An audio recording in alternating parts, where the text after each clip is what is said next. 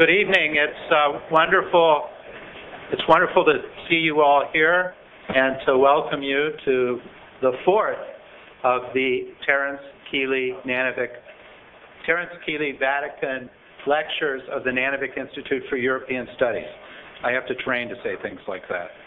And it's great to have this turnout. We have a very important theme tonight that we're addressing, and we have a very important speaker, someone who can touch us on issues of concern to us about the world and also about the Church in a very special way. To begin, I am pleased to present to you, I was thinking, the man who made the lights go on, for those of you who were here earlier, our very own Father Jenkins, who will share a few remarks, and then I'll introduce our speaker.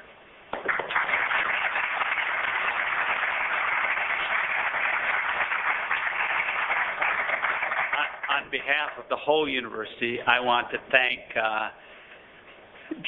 Professor Jim McAdams and the Nanovic Institute for making this possible. I want to thank Mr. Terry Keeley, who helped to make this series possible. I want to welcome in the very warmest way Archbishop Migliore, who will speak to us tonight.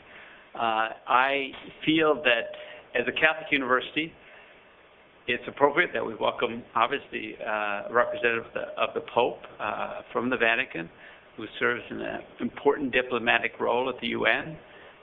It's an extremely important role because it participates in the discussions of the family of nations on issues of peace and of justice and of understanding. The particular issue we'll speak about today is particularly important. I'm sure we all know that in our world today. The issue of religious understanding, of religion as peace-building rather than an issue of divisiveness, is critical for us. I feel this place, the University of Notre Dame, has a special contribution to make in this area. I'm just absolutely delighted to see so many people here tonight, particularly so many of our students.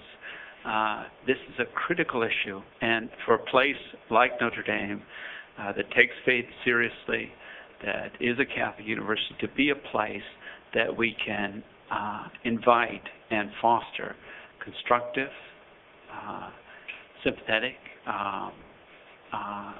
dialogue on issues, interfaith dialogue, interfaith understanding, to build peace and understanding in the world is an important role for this university. So I could not be more delighted about this talk, and I'm delighted you're here. Thank you for coming, and I'll turn this over to back to Jim McAdams, who will introduce our very special guest tonight. Jim.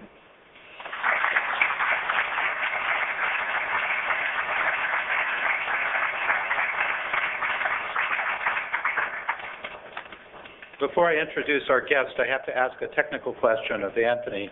Do I press this button here? Yes. Now we're in line.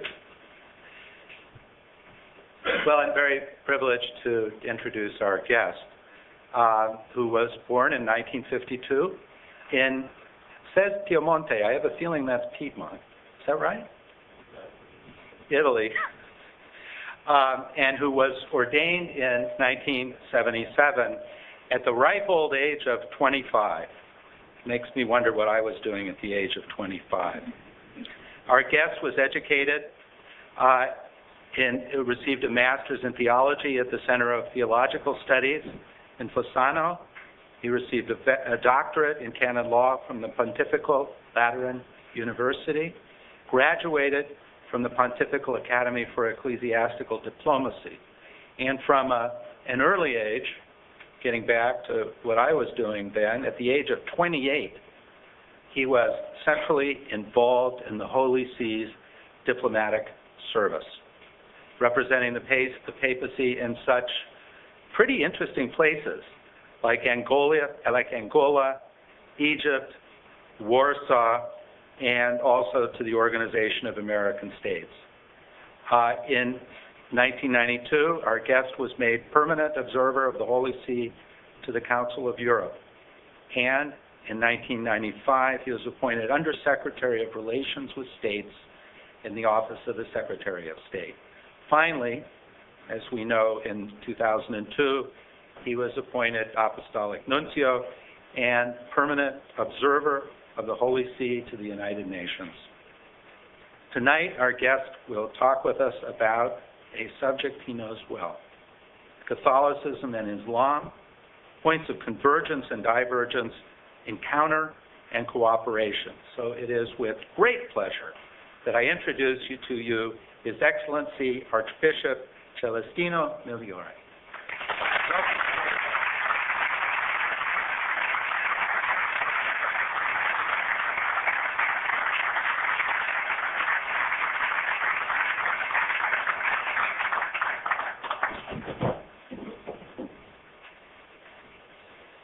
Well, thank you very much, Father Jenkins, the President, and Professor McAdams, for your kind introduction.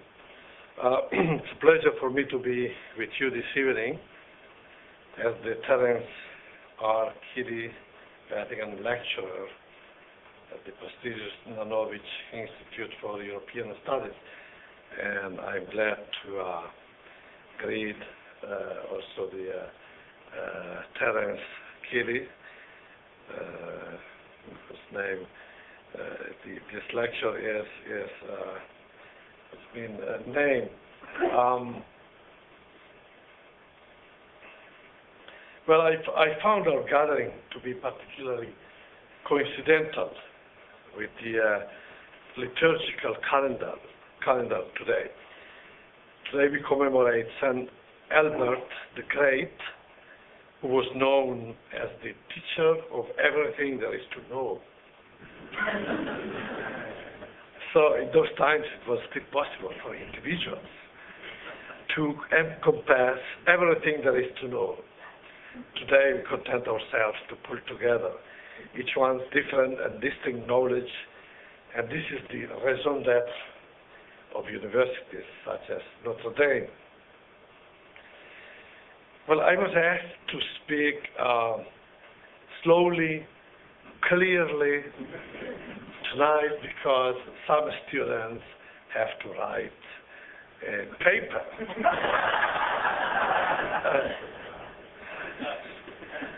Well, as you can get from my accent, I speak in the Dante's accent, and I hope you will understand everything, otherwise you have to guess. Well, an ancient Middle Eastern story tells of a traveler in a desert who at a certain point notices at a distance a horrible and violent monster making its way towards him. Obviously, the traveler is frightened. As the monster gets closer, the traveler, being able to see him clearer, notices that it is not a monster, but a man. An ugly man, but a man nonetheless. After a while, the traveler begins to notice him better and realizes in the end that the man is not that ugly at all. Finally, when he looks into his eyes, he recognizes that he is his brother.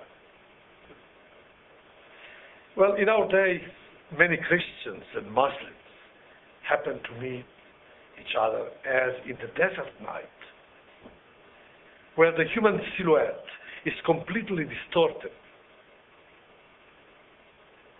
Muslims look at Christians as the monsters of the Crusades, as described in their history books. But above all, they view and fear the Western secularized world where Christians live going adrift. Christians, on the other hand, seeing Muslims the threatening monster of religious intolerance that seem to render them indisposed to welcome the cultural and juridical values that shape our Western societies. The insidious desert in which we walk and the seeming night which has fallen indiscriminately upon all Christians and Muslims, Western and Islamic world, are not new phenomena. Rather, their roots go back to ancient history, marked by long periods of incomprehension, of rivalry, and at times also of very violent oppression, interspersed with intervals, although truly limited in time and space, of peaceful coexistence and of mutual cooperation at all levels. Deep roots anchored in traditions, cultures, and religions, which no doubt are different, at times even divergent, and contain elements that seem quite incompatible and mutually unacceptable or intolerable. The insidiousness of the desert and the deception of the night are also very modern phenomena. In the last century, they have exacerbated and they continue to be nurtured by erroneous ethnic, intercultural, and international relationships marked by reciprocal challenges, arrogance, and oppression. When speaking of points of convergence between Christians and Muslims, three specific reasons are generally cited. First, we are all children of Abraham. And then both we are monotheists, and both we belong to a religion gifted with a sacred book. I believe that these three aspects offer us good elements to affirm important convergences, capable of motivating encounter and collaboration among individuals and communities at the local and international level. At the same time, they also denote just as clear divergences that need to be recognized, adequately presented, respected as basic differences of religious identity, but never distorted or misrepresented in order to foster rivalry, conflict, or hatred. Islam can certainly not be identified with Arab history and culture. Nonetheless, it is a fact that it grew out of that geographical, cultural, and linguistic environment. Now, according to tradition, Arabs are descendants from Ismail, the first son of Abraham, the first son that Abraham had with Hagar, the Egyptian. For this reason, the Muslims take pleasure in considering themselves descendants of Abraham. And speaking to young Muslims in Morocco back in 1985, John Paul II stated, I quote, "Christians and Muslims, we have many things in common as believers and as human beings. For us, Abraham is a very model of faith in God, of submission to his will, and of confidence in his goodness." End of quote. The expression children of Abraham has much value in the context of Arab culture.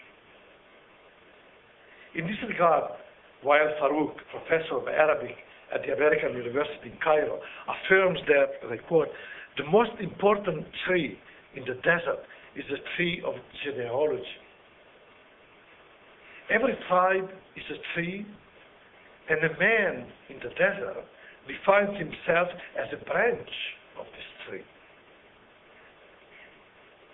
The branch cannot have life without the tree, nor the tree without roots or the stable foundation. In time, man is therefore man only by reason of his genealogy." End of quote. But Christians find in the gospel a precise idea of Jesus on this question. He never contested nor diminished the importance of the kinship with Abraham. But he also surpassed it. One day, while speaking with his fellow Jews who boasted in being children of Abraham, Jesus said, "Do not presume to say to yourselves, 'We have Abraham as our father.' For I tell you, God can raise up children to Abraham from these very stones.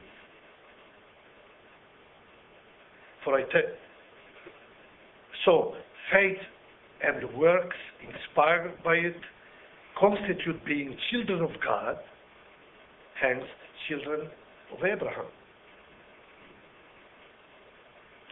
The Declaration Nostra Aetate of the Second Vatican Council on the relationship between the Church with non-Christian religions clarifies the convergence between Christian and Islam without obfuscating the conspicuous differences in one relevant sentence. They, the Muslims, do not acknowledge Jesus as God. And the Vatican II text says, and I quote, "The Church regards with esteem also the Muslims. They adore the one God, living and subsisting in himself, merciful and all-powerful, the creator of heaven and earth, who has spoken to man.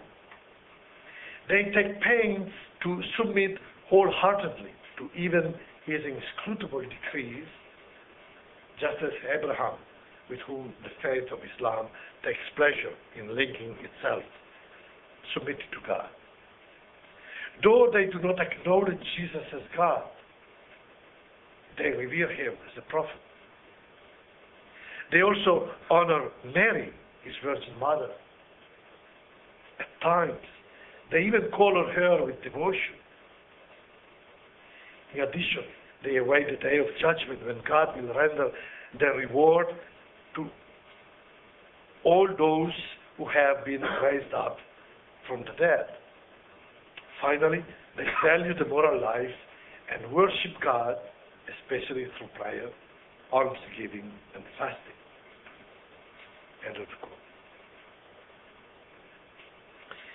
So we do believe, Christians, Muslims, in the one God, the living God, the God who created the world, and this is a powerful common ground on which to build together true holiness in obedience and worship to God. At the same time, the different way we consider and try to live out the unity and transcendence of God is full of consequences in our daily lives, as well as in our approach to social and political organization and to coexistence. Finally, what we have in common is the fact that both religions are of the book. The Bible and the Quran are respectively our sacred books, our Magna Carta. The similarities that are found in the two books offer a starting point and basis to achieve together personal holiness and the common good of society. The difference, to mention only one, the fundamental one, between the book dictated by God to the Prophet Muhammad and the book revealed and inspired by God throughout the history of God with man, gives rise to a different vision of the relationship between the believer and human society with God. It is important to keep in mind these points of convergence, divergence. They are not only important, but essential for whoever places religion as a basic component that informs one's individual and social life. They are essential for the believer who, through his religiosity, intends first of all to worship God and to express individually and socially his fulfilling dependence on God. They are important for those who study the place and role of religion in society.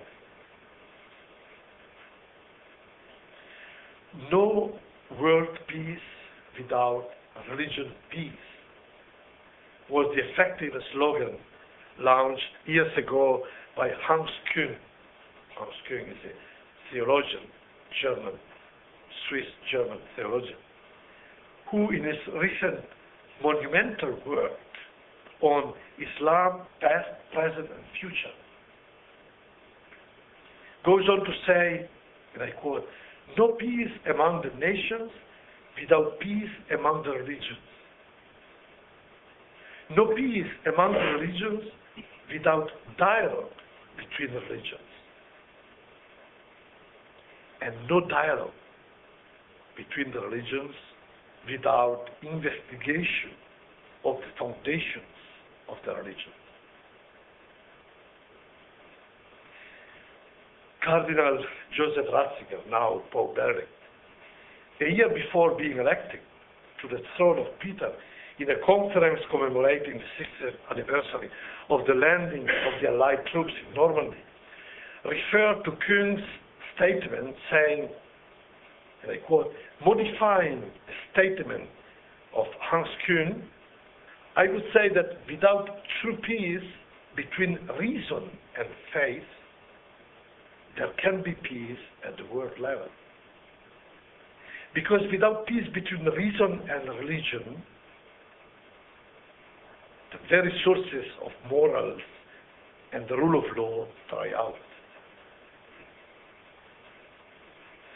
In the same conference, he mentioned some pathologies of religion as well as some pathologies of reason that undermine our efforts in building peaceful coexistence. In his first message for World Day of Peace on January 1st, 2006, the Pope dealt with two of these pathologies: religious fundamentalism and nihilism. And he said, looked at closely, they share an erroneous relationship to truth. The nihilist denies the very existence of truth, while the fundamentalist claims to be able to impose the truth by force. Despite their different origins and cultural backgrounds, both fundamentalists and nihilists show a dangerous contempt for human beings and human life, and ultimately for God himself. Indeed, this shared tragic outcome results from a distortion of the full truth about God. Nihilism denies God's existence and his provident presence in history, while fanatical fundamentalism disfigures his loving and merciful countenance, replacing him with idols made in its own image. Only through recognition of the centrality of the person can a common basis for understanding be found. One which enables us to move beyond cultural conflicts and which neutralizes the disruptive power of ideologies. And this is what the Pope said to the representatives of the Islamic communities in Germany during World Youth Day of 2005. In Regensburg, a little more than a year ago, Benedict XVI called on Christians, Muslims, and secularists to promote together a peaceful coexistence and cooperation.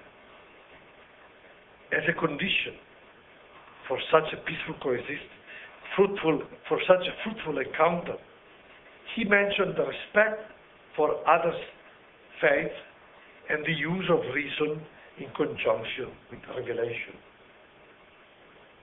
Reason which purifies faith from any irrational justification of violence, and faith that purifies reason from the tyranny of relativism. 2 months later, meeting with the president of the Religious Affairs Directorate in Turkey, The Pope said, Christians and Muslims, following their respective religions, point to the truth of the sacred character and dignity of the person. This is the basis of our mutual respect and esteem. This is the basis for cooperation in the service of peace between nations and peoples. The dearest wish of all believers and all people of goodwill. Freedom of religion, institutionally guaranteed and effectively respected in practice, both for individuals and communities, constitutes for all believers the necessary condition for their loyal contribution to the building up of society.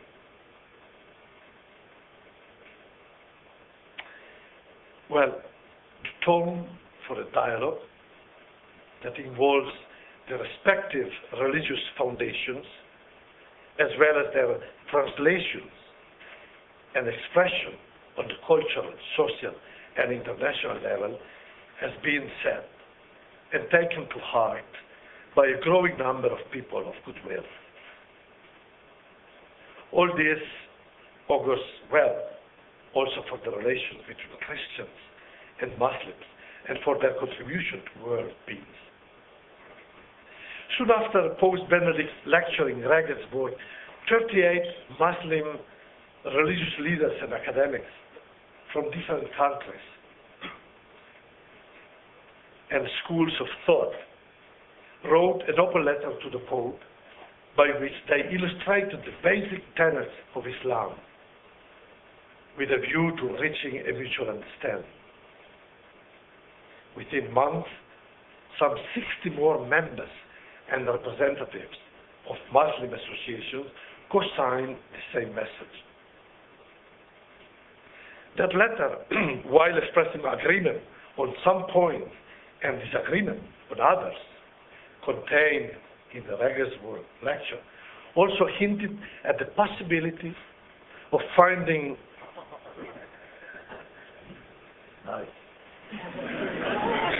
this means that my have 5 more minutes. Okay. But this letter, while expressing agreement on some points and disagreement on others, contained in the Regensburg lecture, also hinted at the possibility of finding common ground on the love of God and neighbor.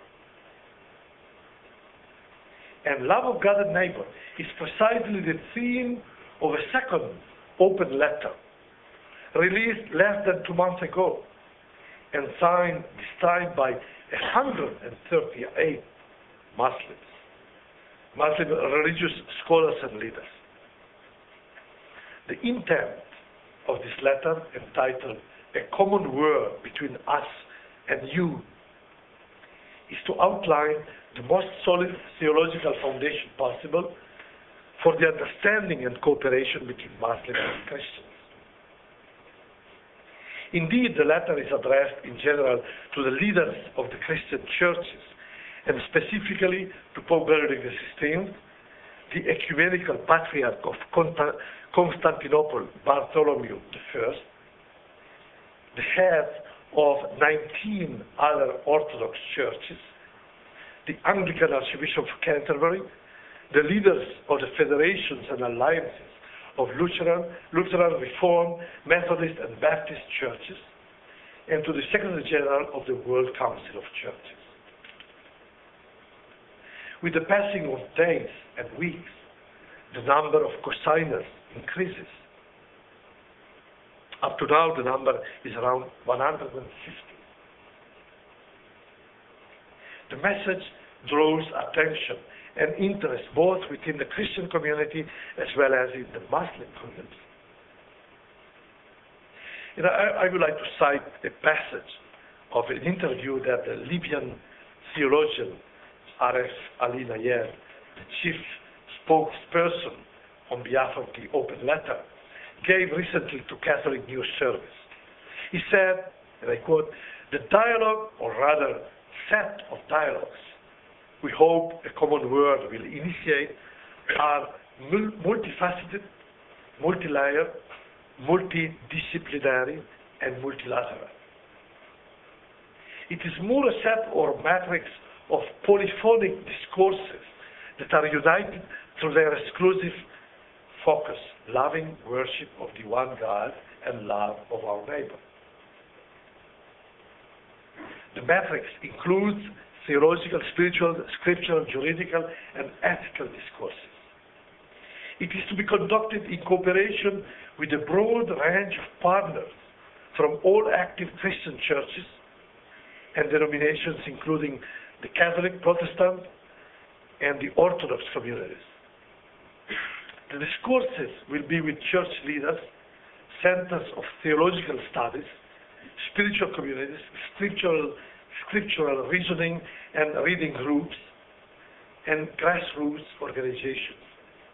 We are very much encouraged by the fact that positive responses have already come in abundance from such a multiplicity of layers of Christian communal life, including top Christian leaders and the world's top theology, divinity, and Islamic studies centers. End of quote. Well, from all this follows that if Christians and Muslims want to find common ground to build together a livable society of peace and collaboration, they have in common religious elements. But in particular, they have to start from their own common submission to God, who is the source and judge of all that is good, and the sense that the other is one's equal. All the world's major religions have the golden rule among their ethical and moral foundation. Jesus taught his disciples, treat others the way you would have them treat you. And hadith, that is an oral tradition relating to the words and deeds of the Prophet Muhammad, states, no one of you is a believer until he wishes for his brother that which he desires for himself. So every religion then should motivate and substantiate this golden rule. Golden rule because it's common to all the religions and because it's the basic rule, to love one another. Both Christianity and Islam, when speaking of mutual love, use the terms your brother and your neighbor. Jesus indicated clearly that the word brother goes beyond kinship ties, beyond ethnic and even religious affiliation. When he wanted to explain the significance of the word neighbor, he told the parable of the Good Samaritan. A Samaritan who came to the help of a Jew. Now, there was no good blood between Samaritans and Jews. In fact, there existed hostility and prejudice among them. And yet, a Samaritan made himself neighbor to a Jew. Well, I don't have the competence to tell you what is the breadth of the terms brother and neighbor in the sacred text of Islam. The latter, a common word, mentions the two terms but does not give details. However, this will be a fundamental point for dialogue on principles and dialogue on daily living and coexistence. In fact, if Christians and Muslims rediscover together the profundity and fruitfulness of the messages that their respective texts contain on the topic of the love of God and neighbor, a neighbor who embraces humanity in all its components, without exception and discrimination, we will assist in shedding light and goodwill to resolve many questions concerning reciprocal respect and collaboration for peace. On this particular background, I think it's important to mention some of the most delicate but also effective components of this dialogue. First of all, the real obstacle to religious peaceful coexistence and cooperation comes too often not from the believer's claim of having the truth, of representing a religion and faith in the true God, rather from their approach to this conviction. An approach that becomes exclusive in terms of relations and can even resort to some kind of force and violence in order to fight, submit, or exclude those who do not embrace the same truth.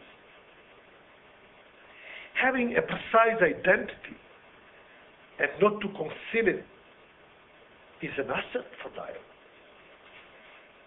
To be proud of the truth we discover is an asset for dialogue. Dialogue is possible and fruitful only among those who know and love their own identity. The Apostle Peter, writing to the early Christians community in Asia Minor, exhorted them, should anyone ask you the reason of this hope of yours, be ever ready to reply, but speak gently and respectfully. My second remark refers to the particular climate which has triggered a renewed interest in Christian-Islamic dialogue, namely the spread of terrorism.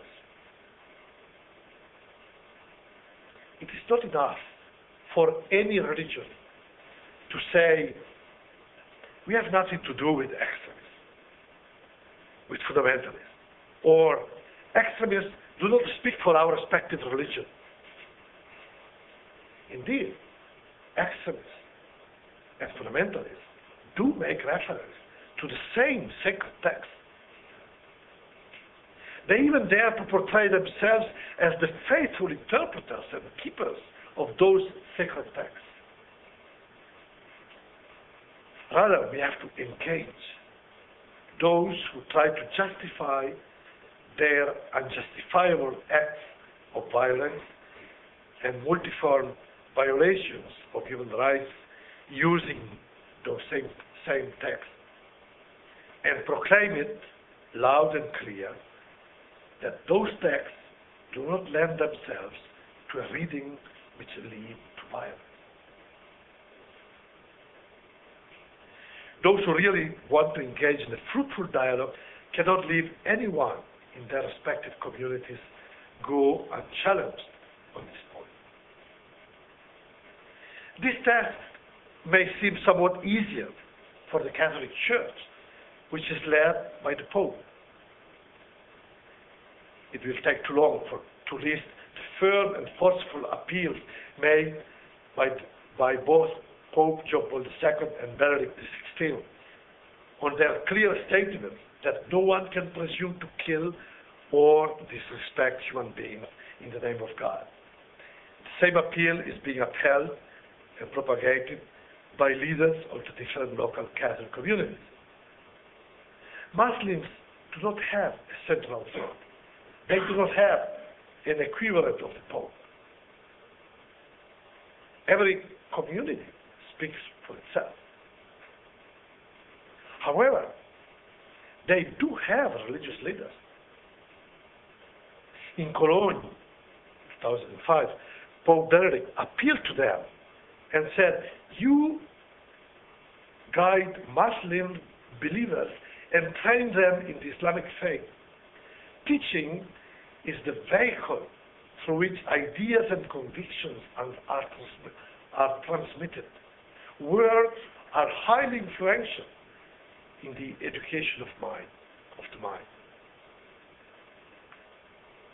Well, the recent open letter, a common word between us and you, was generally viewed for all intents and purpose as an agreed statement backed by the highest number ever reached by Muslim religious leaders. But this is a good sign.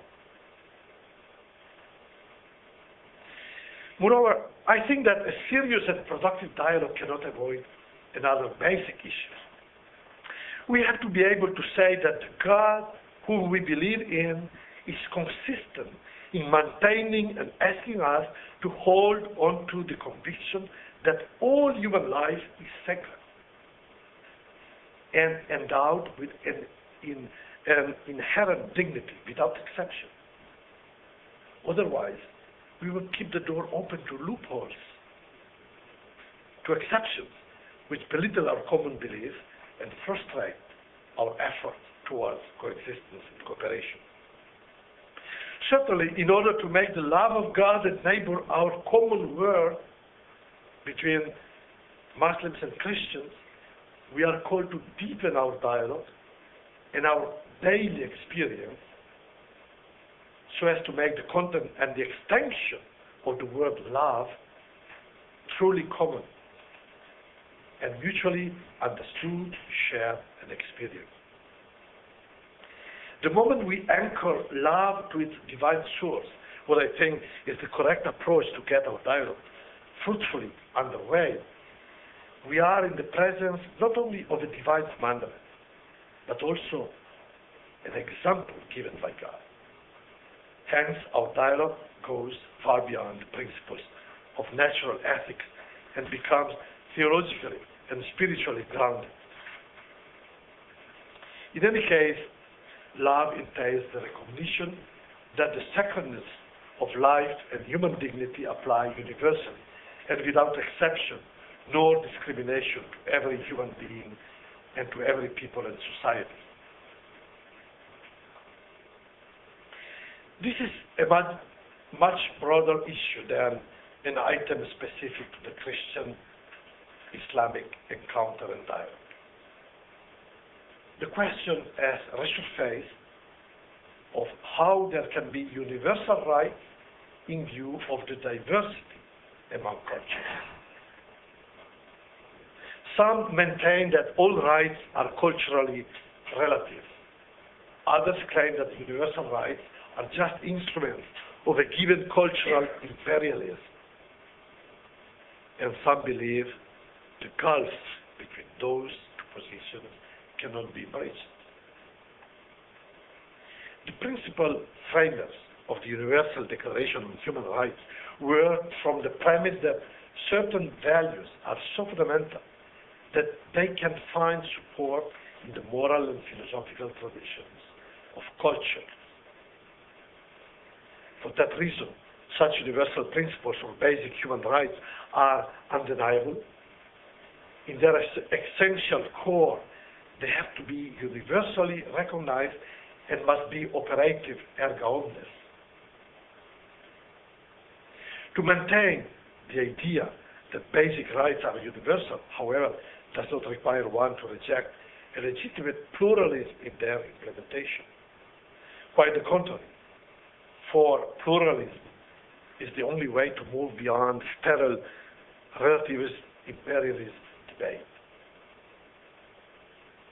The framework the drafters of the Universal Declaration fashion is flexible enough to allow for differences in emphasis and implementation, but not so malleable as to permit any basic human right to be completely eclipsed or unnecessarily subordinated for the sake of other rights.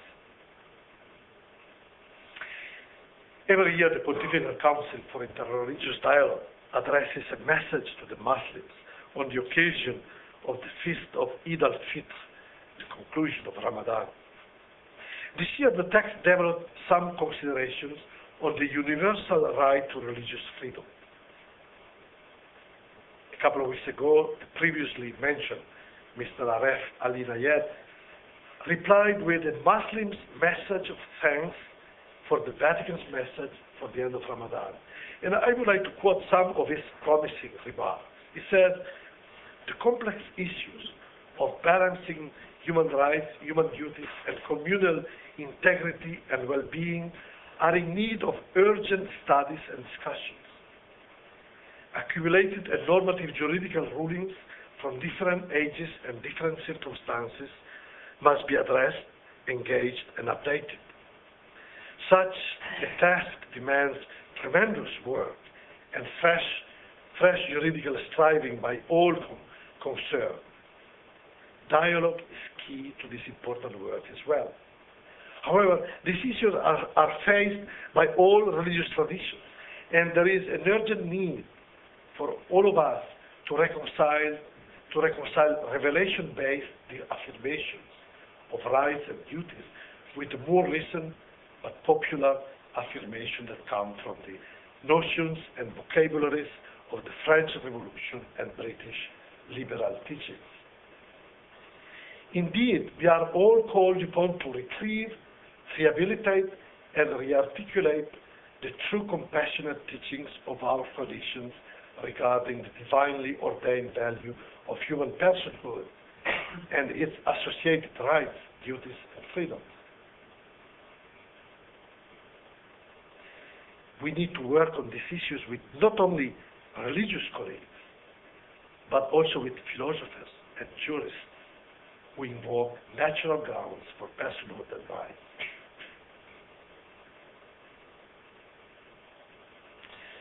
Well, I'm almost at the conclusion of my conversation. I suppose I was invited to speak this evening on Catholicism and Islam because of my role at the United Nations. People in New York half seriously and half jokingly like to refer to the UN, to the United Nations, as Turtle Bay. And Turtle Bay is named after an actual bay that was filled in and is now the site of the United Nations headquarters. I like to think that this nickname is purely coincidental. But sometimes the work at the UN moves at a turtle's pace. But in point of actual fact, the United Nations hosts civil servants who have at heart the culture of peace, the peaceful coexistence and fruitful collaboration between billions of people belonging to diverse cultures, traditions, and religions. And it is from this perspective, namely the UN approach to the place and role of religions in society, that I would like to add a comment related to our theme. First of all, it has been noted that cultural fragmentation is a human and historical phenomenon that dates as far back to the biblical account to the Tower of Babel. Nevertheless, for a number of reasons and events, it is particularly evident today. The air that one breathes daily at the United Nations is often polluted with national interest that impedes a decision not only upon challenges and current priorities such as security, peace, and development, but directly at times on smaller things. There is an ever-growing opinion, even if it is difficult to accept, that the climate of distrust, of fear and threat that exists between the West and the rest, as Roger Scruton puts it in his insightful book by the same title, is due more to non-existent relations or to reluctant will to understand beyond the proper cultural or religious schemes than to real and seemingly insurmountable cultural and religious differences. It is due to wrong patterns of relations based mainly on arrogance, challenges and reciprocal malfeasance, and also to literature, interpretations, and experience of respective cultural and religious codices that are exclusive rather than inclusive. For years, religion was taboo at the United Nations. As a matter of fact, the UN Charter does not mention religion other than in the technical expression, respect for human rights and for fundamental freedoms for all, without distinction as to race, sex, language, or religion. The UN goals are peace and well-being for all, to be attained by means of cooperation and international law. But suddenly, within the past couple of years, religion has erupted on the scene at the United Nations. We speak much of encounter or even dialogue among religions and civilizations. The UN dedicated the year 2001 to dialogue among civilizations. 2 years ago, at the initiative of Turkey and Spain, the UN launched a new formula, the Alliance of Civilizations. In the meantime, the Philippines, Pakistan, and other countries recently set up a tripartite forum on interreligious dialogue and cooperation for peace. I think we have to make sure that we make good use of this new interest that you have. By that I mean religion has the greatest potential for being a part of the solution when it is treated as such. The slightest manipulation for other interests would result in a massive state of world affairs. And what we would do well to do, I think, is threefold. First, to allow or even to encourage religion and religions to join the wide spectrum of agents of peace and builders of peaceful coexistence. Religions, as I said, are better understood as part of the solution than part of the problem, because they have the role and the power to sustain hope and promote engagement and action for the common good, not only now, but for the future as well. Second, to allow religions and to encourage them to give this important contribution on their own terms. Raymond Helming, a Jesuit who teaches conflict resolution at Boston College, wrote an interesting study entitled, "Does religion fuel or heal in conflict?" I found it interesting because he gets to the very core of the problem. It is not that religion has too often proven a negative factor, though this is true. Rather, one ought not look to religion for purposes other than its own. In other words, religious leaders and believers have an important contribution to make to the process of conflict prevention and resolution, not in the specific terms of mediation, resolution, or prevention, as these are intended in the international juridical instruments, but in their own terms. And their own terms stands for what we call the golden rule that we mentioned before. Do unto others what you would like to have done unto you. This is the precondition of every encounter, of every type of dialogue and cooperation. And it stems from recognizing and promoting the human dignity of every human being, independent from his or her religious affiliation.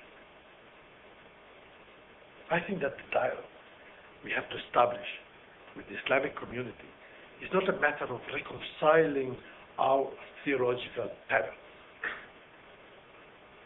even though we have to investigate also those theological tenets. Rather, it's a matter of agreeing on the human dignity of every person, created in the image and likeness of God, which long precedes one's religious affiliation. From that point on, we can talk to each other and cooperate for the common good.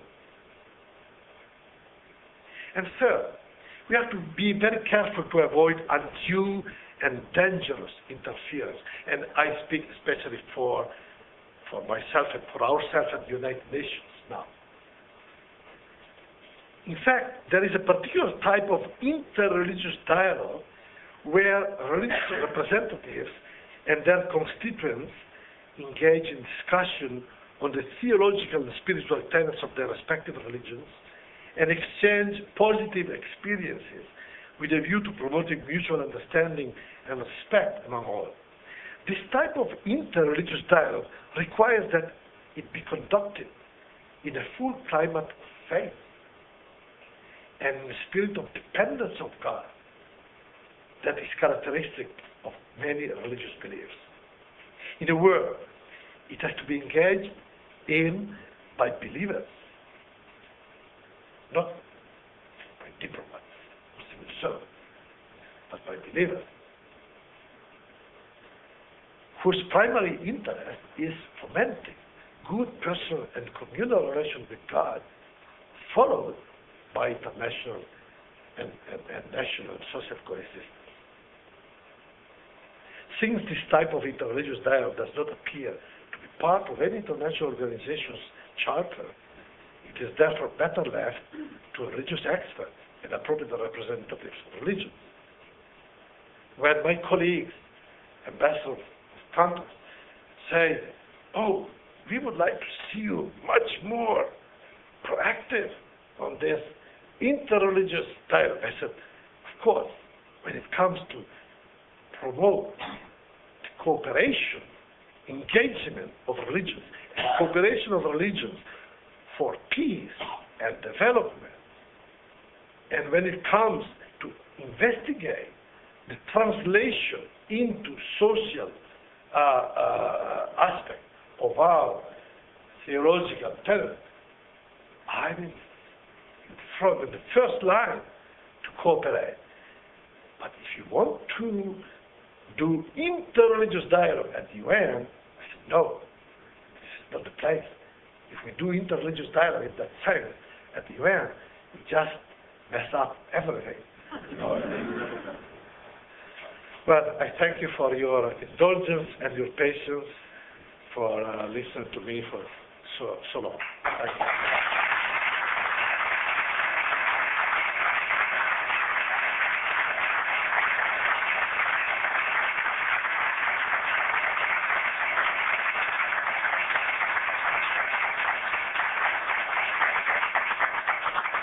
So we have time now for some questions, and as is the custom of the Nanovic Institute, we will take them first from students.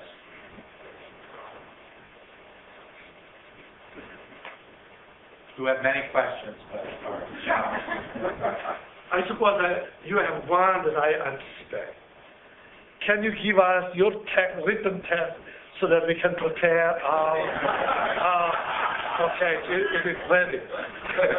But with some, in reading it again, I found some probably grammatical error. You will bear with me and have it done and correct it. Yes.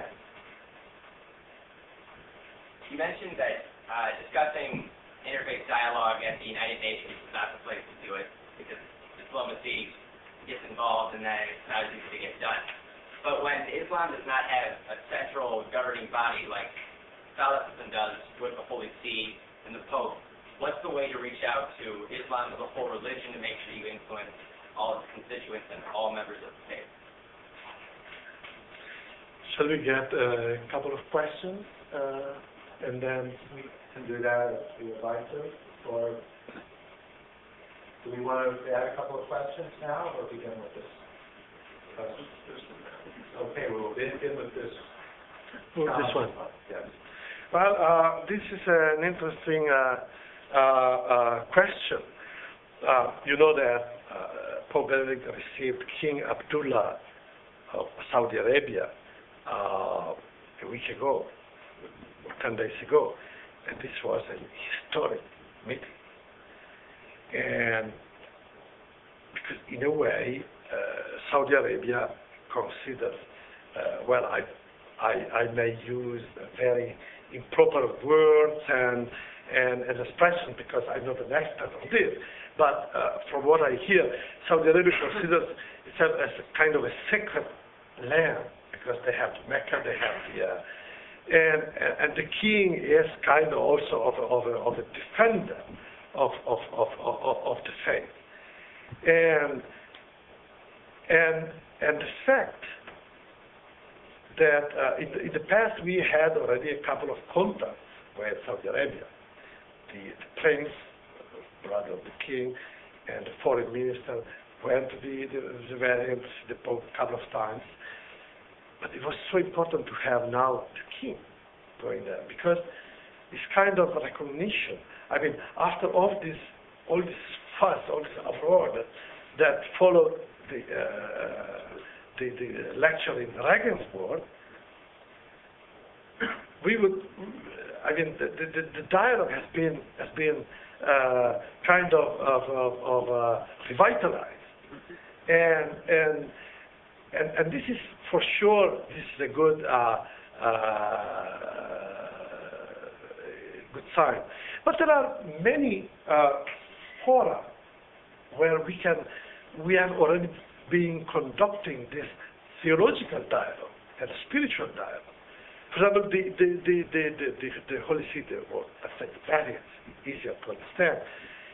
Already some 40 years ago, 38 years ago, created a council for interreligious dialogue with a section where the Muslim world, the dialogue with the Muslim world. And I served 1 year in Cairo, and I remember that we had frequent relations with Al-Azhar. Al-Azhar is one of the most significant universities because there they form many of the, let's say, preachers for the Muslims, for the Islamic faith. So, and we do have many fora where we meet. For example, you may remember that there were 3 interreligious prayer meetings in Assisi in 86, 93, and 2002, soon after 9/11. But the Pope invited all the religious leaders there to pray. Of course, everybody has his own way of praying and addressing to his God, but to get together to pray for peace. And this was not to give good conscience to anybody. Every time the condition was, come if you are ready to bring with you your community. Of course, not the thousands or millions of believers, but if you are ready to say no to violence and yes to peace, I say it for the people I represent. And when I go back, this is the message. This is the message that I will be preaching. And here in the States, there are a couple of good initiatives and fora that go on for some 20 years now of good relations with other non-Christian religions, and in particular with the Muslims.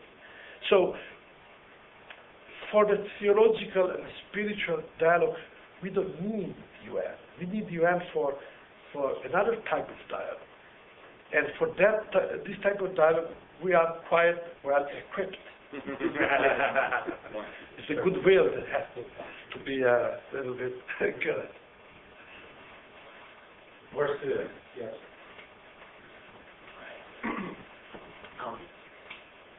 Your Excellency, do you foresee or anticipate a formal response by the Vatican to this open letter that's been sent by the 138 or 150, something like that?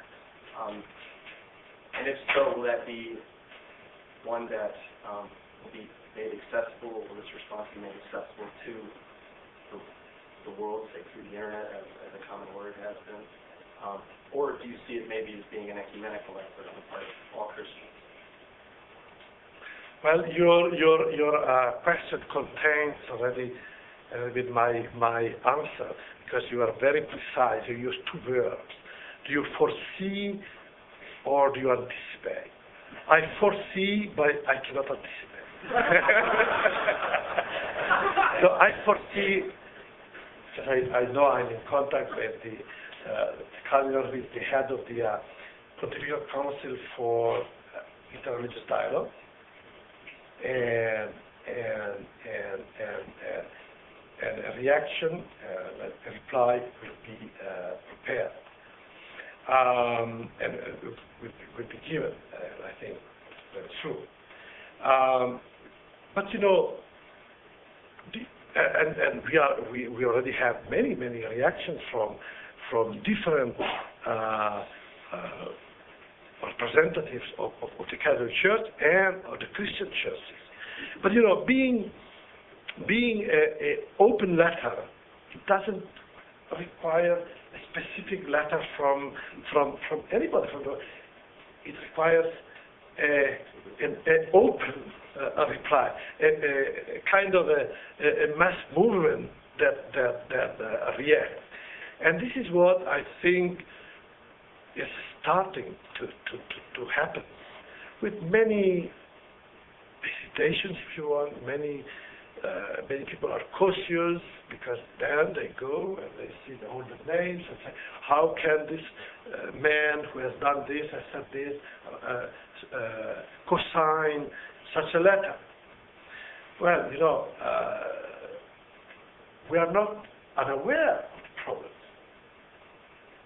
but we are ready to put a great deal of trust, because without that we can't start, and we need to start and to dialogue in an effective manner. Your Excellency, you mentioned that deepening our dialogue in a daily experience is really important for this entire picture. For us, especially for our students at a university of faith like Notre Dame, what does that look like for us who aren't really participating or active in diplomacy, but are still very much part of the society and the church in general? You know what? My impression is that these days we read more and more, even in newspapers. Yesterday, the Herald Tribune had an open ad, very well written by an expert, a professor somewhere in Europe, on this issue. And open ads and essays and books and studies are mushrooming, and this is good. But usually, those experts reason at high level, just like Islam and Christianity were theological issues. They are. But then if you look at the people, if you look, for example, now at the minority of Muslims that emigrated to Europe. I know that Europe, because I come from Europe. Mass media tell us when there is something that goes wrong or there are difficulties, or they magnify this, and we have to, they never tell us of the positive things. There are communities, many communities of Muslims in Europe that are coping quite well with that culture, which is totally different. And that problem is the secularization of that culture, which is also our problem. Also, we Catholics, Christians, have a problem with secularization. When we really, not only we separate politics and religion, state and church, which is in a way good, but when we separate society from God, and we don't want to, and we eliminate completely God, it's a big problem for us also.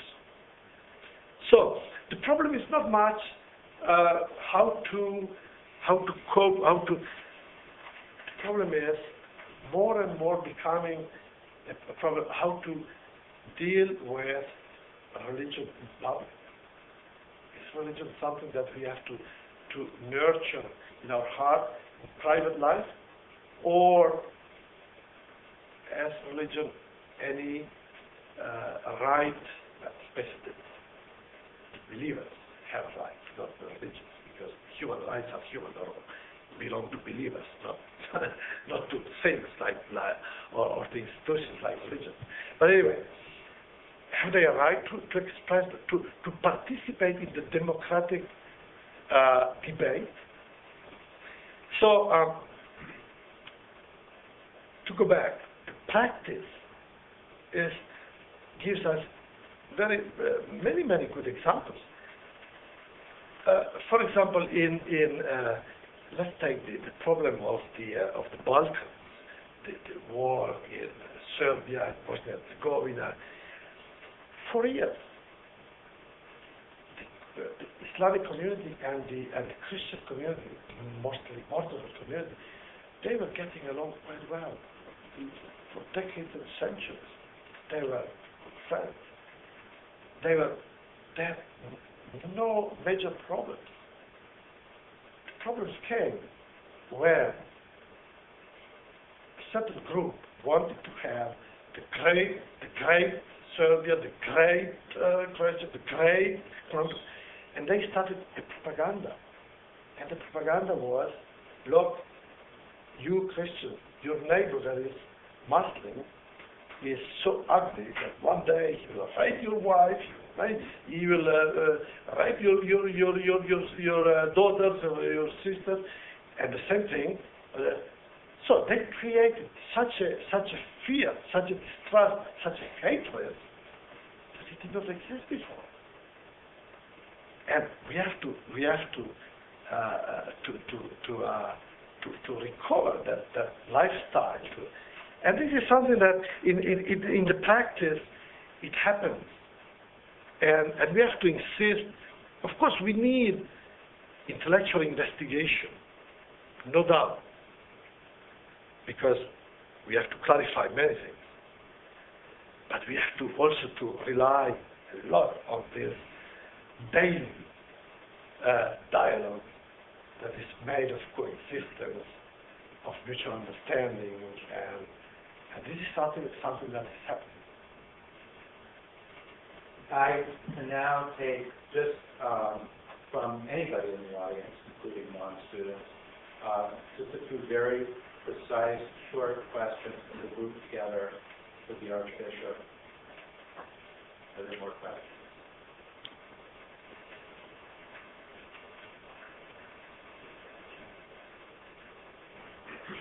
The question I'd like to ask is, based on the attempt, Your Excellency, to divide the roles of government off from the role of religion in interreligious dialogue, in the kind of ordinary experience in the behavior of nations and states, those tasks are often deeply intermingled. In the United States, for example, it presents itself and misrepresents itself as a Christian nation. How would the division of labor that you would like to see, where the UN confines itself to social problems and assigns interreligious dialogue to religious groups, how would you bring that sort of a distinction to bear on the way nations present themselves? I want to try to select any more.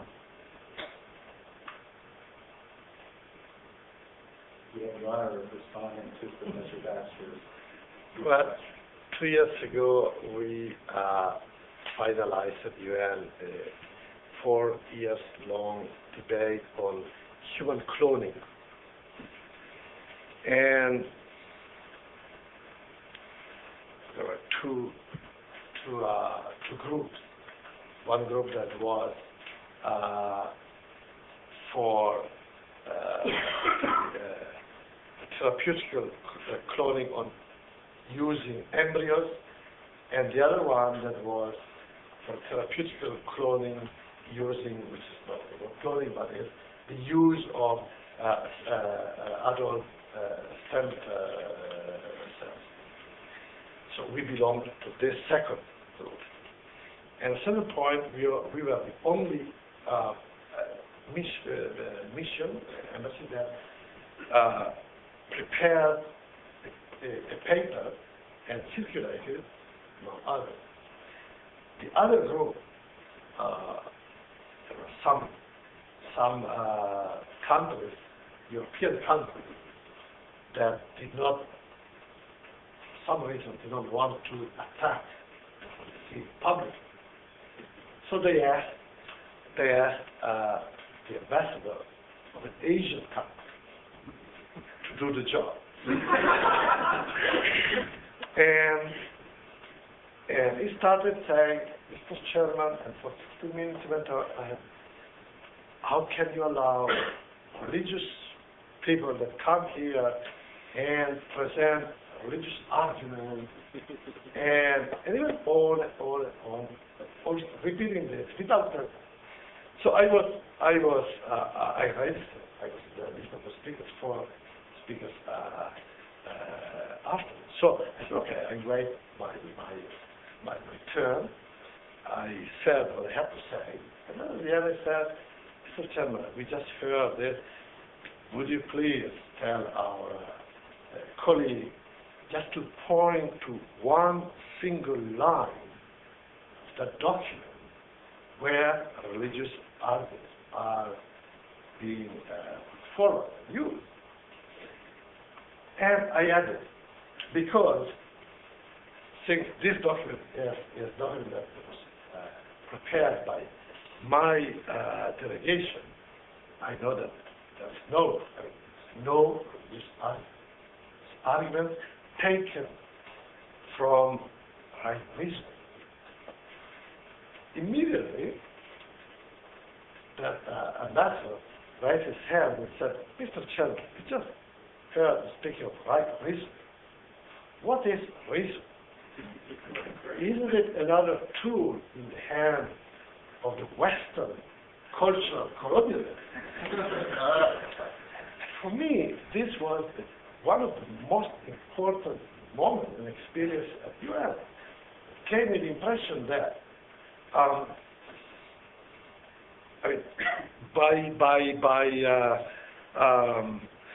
we are convinced that we are not there to speak in religious terms, to quote the gospel, because we speak in front of Muslims, of Buddhists, of people who don't have any religion, or are they against it, so we cannot go there and quote the gospel. But we think that we can get across the message of the gospel through what we say right reason. Through and this is what usually people do. At the same time, and earlier I spoke of the great cultural fermentation that we have at UN. This is an example. They say, what is reason? So not only 2,000 years ago, someone said, what is truth? What is what is reason? Thank you very much.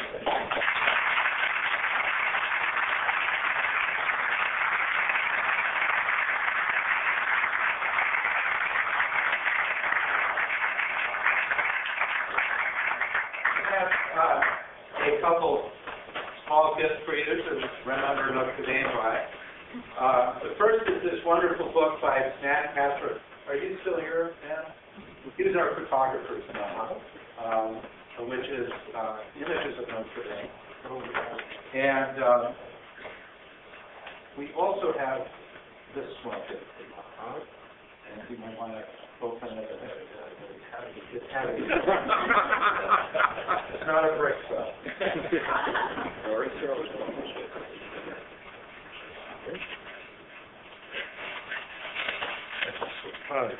Too many packages. Oh, this is, you should have given me this before I started speaking to... No, I think you're right on time. Bob. Okay.